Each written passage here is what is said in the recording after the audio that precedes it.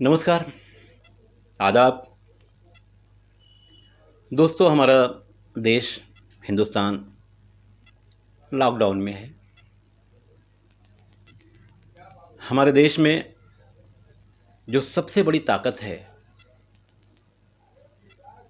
मज़दूर।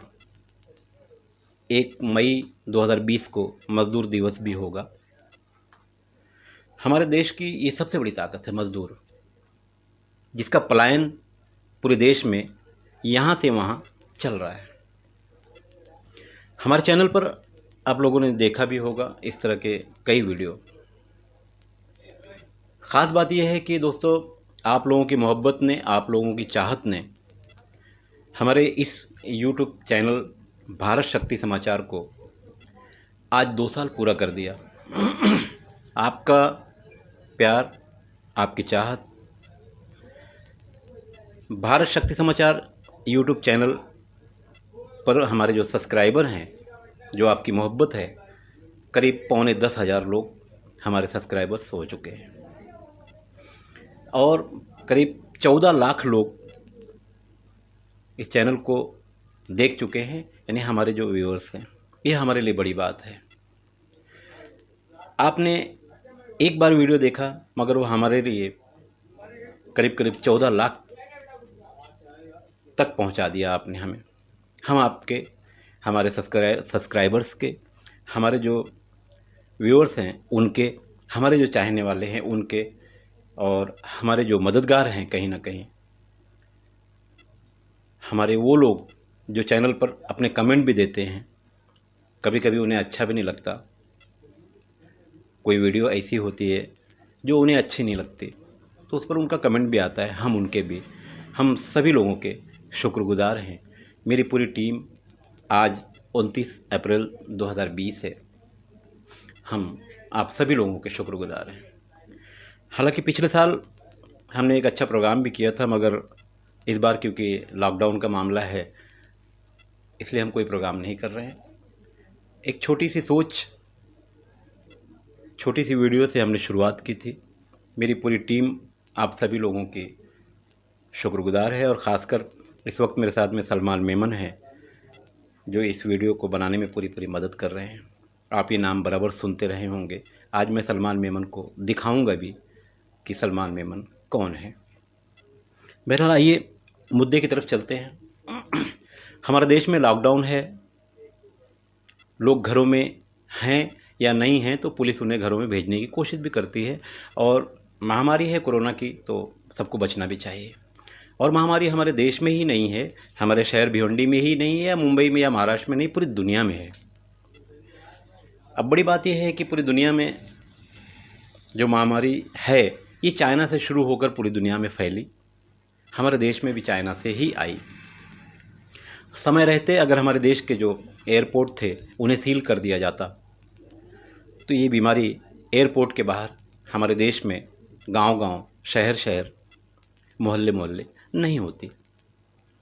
आज हमारे देश की जो सच्ची कहानी है, सरकार का जो काम है, सरकार अपना काम तो कर रही है, मगर हमारे देश का मज़दूर तकलीफ़ में है। मैंने भी देखा है, और आप लोग भी देख रहे होंगे या सुन रहे होंगे, या आपके पास कुछ ना कुछ तो वीडियोज़ आ रही होंगी।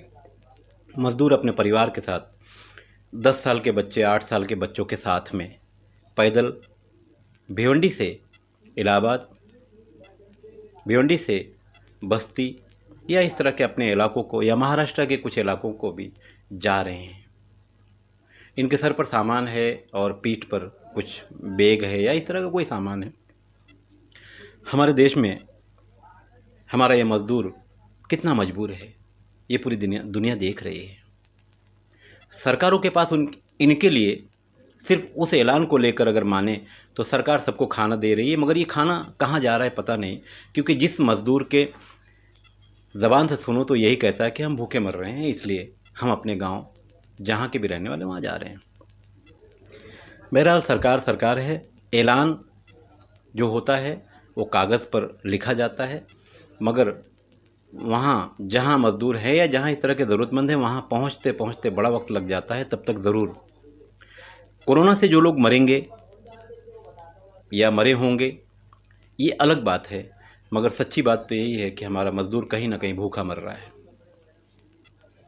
सरकारों को इस पर ध्यान देना ज़रूरी है। बहरहाल आइए, हमारे चैनल को 2 साल हुआ।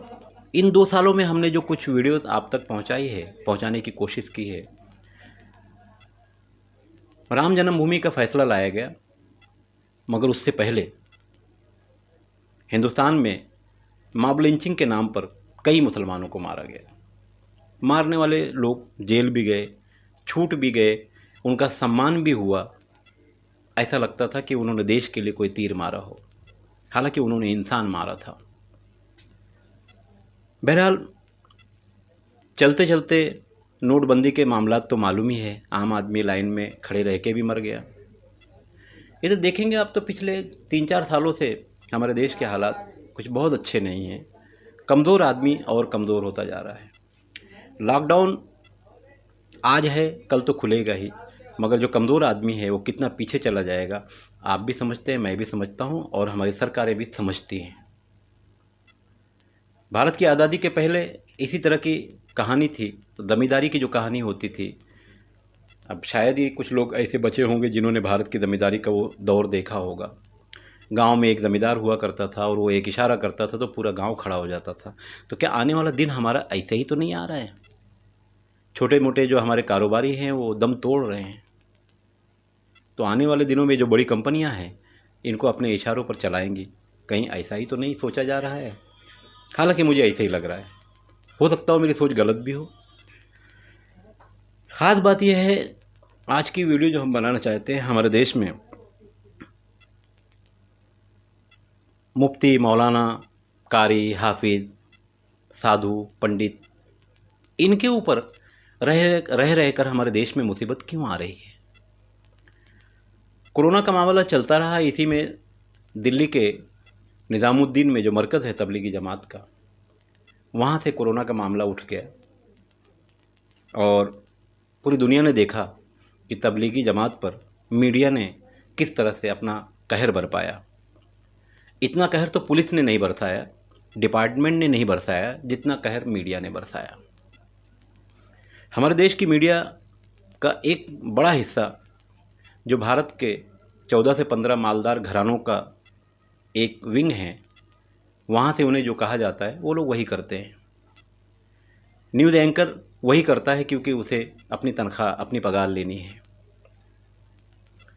फिलहाल महाराष्ट्र के पालघर, मैं इस वक्त जहाँ बैठा हूँ, यहाँ से पालघर का जो ज़िला शुरू होता है करीब करीब 60 किलोमीटर का एवरेज है, और वाड़ा इलाका है। पहले ठाणे ज़िले में आता था, मगर अब पालघर ज़िला बना तो वाड़ा पालघर में चला गया।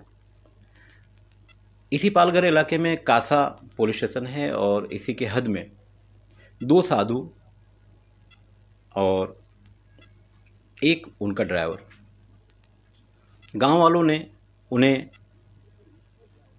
अलग अलग उसमें बातें आ रही थी कि ये लोग इंसानों को गायब करते हैं और किडनी निकाल लेते हैं, या ये गलत लोग हैं, गलत काम करने की कोशिश में हैं। अलग अलग बातें मीडिया में आती रहीं, और बहरहाल पुलिस की मौजूदगी में उन्हें मार दिया गया।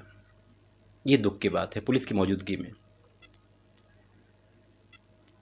उत्तर प्रदेश के मुख्यमंत्री अजय विष्ट ने, जो योगी के नाम से मशहूर हैं, योगी जी ने महाराष्ट्र सरकार के फ़िलहाल अभी जो मुखिया हैं उद्धव ठाकरे को फ़ोन किया कि ये गलत हुआ है, संतों पर अत्याचार है। उन्होंने सही कहा था, संतों पर अत्याचार है।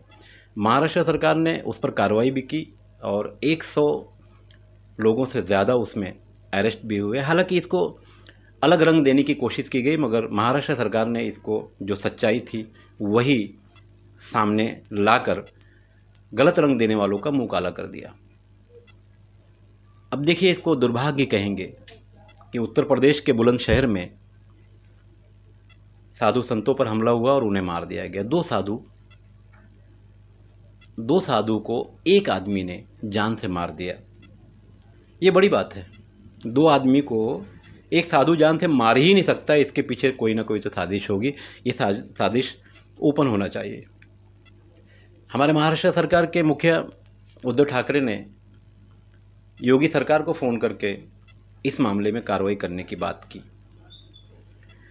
बात इसकी नहीं है कि योगी जी ने महाराष्ट्र सरकार को फ़ोन किया, और बात उसकी भी नहीं है कि उद्धव ठाकरे ने योगी सरकार को फ़ोन किया। हमारे देश में धार्मिक मामलात को देखने वाले जो लोग हैं, इनके ऊपर बार बार हमला क्यों हो रहा है? बात ये है, कभी मरकज़ पर हमला कोरोना वायरस के नाम पर, कभी संतों पर हमला बहाना बनाकर। तो ये जो चल रहा है हमारे देश में, ये रुकना ज़रूरी है, क्योंकि जब हम अपने धार्मिक गुरुओं को नहीं बचा पाएंगे तो फिर हम अपने संस्कार कहाँ से बचाएंगे? ठीक है, कोरोना वायरस के मामले को लेकर देश में लॉकडाउन है, मस्जिदों में ताले हैं, मंदिरों में ताले हैं, गुरुद्वारों में ताले हैं, चर्चों में ताले हैं। ठीक है, महामारी है, देश के लोगों ने सम्मान किया, मगर इसी सम्मान के मामले को अगर देखें तो ये तो लोगों की जान जा रही है। तो ये कौन सा सम्मान है? साधु को मार दो, मंदिर के पुजारी को मार दो, मस्जिद के इमाम को मार दो, चर्च के फादर को मार दो। तो ये कहानी तो बड़ी अजीब गरीब लग रही है। कहीं ना कहीं हमारी सरकारों को अब ये सोचना होगा कि धर्म स्थलों के नाम पर जिन लोगों को मारा जा रहा है, इन्हें संभालने की ज़रूरत है, क्योंकि हमारी गंगा जमुनी तहजीब यही तो है। मंदिर के बाजू में मस्जिद और मस्जिद के बाजू में मंदिर। अब अगर ये भी सुरक्षित नहीं रहेंगे तो आम मजदूर क्या खाक सुरक्षित होगा? आम मजदूर को तो पूरी दुनिया देख रही है। बहरहाल सरकारों को वक्त रहते मजदूरों के बारे में सोचना चाहिए, क्योंकि 1 मई सामने है, मजदूर दिवस सामने है, और मजदूर की जो कहानी है वो बड़ी ख़तरनाक है। मैं मेरे सहयोगी सलमान मेमन के साथ खान फखरे आलम।